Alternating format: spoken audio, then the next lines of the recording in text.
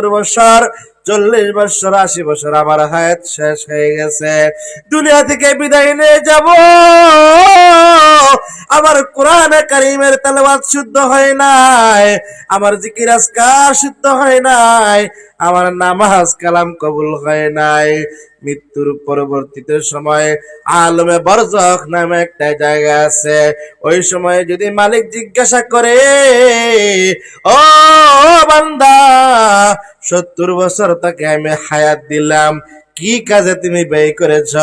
সমাজের মধ্যে শতকরা 95% মুসল্লির তেলাওয়াত শুদ্ধ না অশুদ্ধ? জোরে বলেন। অশুদ্ধ। নামাজ অশুদ্ধ। 2 রাকাত নামাজের মধ্যে 60টা মাসআলা, অনেকে আছে একটা মাসআলাও জানে না। ভাইরা আমার, বুঝাইতে চাইলাম,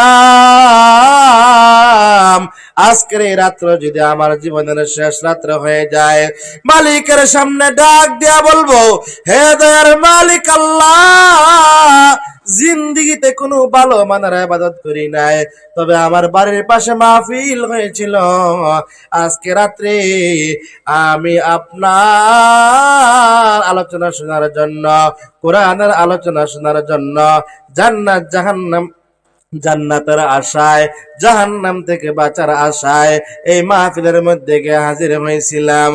আমার আল্লাহ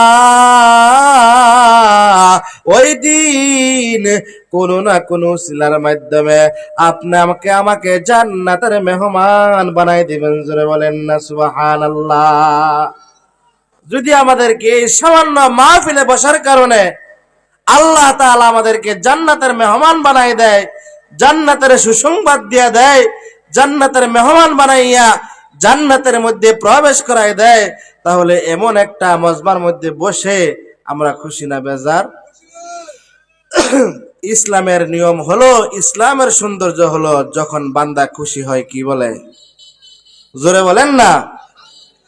এই জন্য আমরা অন্তরের অন্তঃস্থ থেকে বলি আলহামদুলিল্লাহ।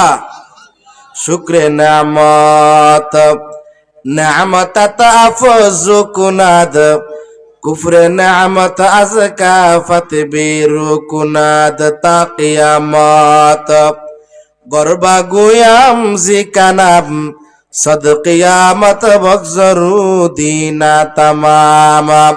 ভাইরা আমার, আল্লামা রুমি রহমতুল্লাহি আলাইহি দুনিয়ার মানুষদেরকে জানায় দেয়, আমরা তো কোনদিন আল্লাহ রাব্বুল আলামিনের দরবারে কোনো ফরিয়াদ করি নাই। হে দয়ার মালিক আল্লাহ,